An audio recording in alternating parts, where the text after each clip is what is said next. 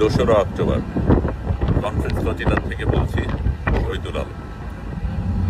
আমরা গতকালকে ঝড়ের ভেতর দিয়ে গিয়েছিলাম, কিন্তু এখন ঝড় কমেছে।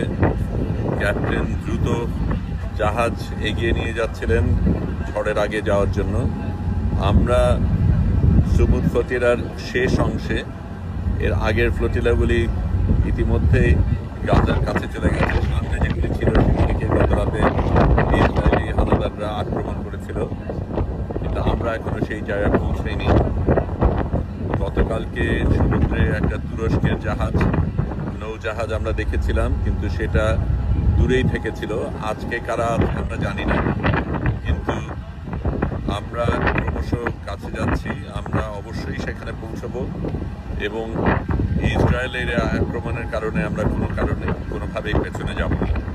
এখনো সমুদ্র উত্তপ্ত, এখনো ঝড়ের আশঙ্কা রয়েছে।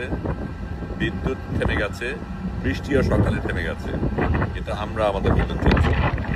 শহীদুল আলম বলছি, গাজার পথে।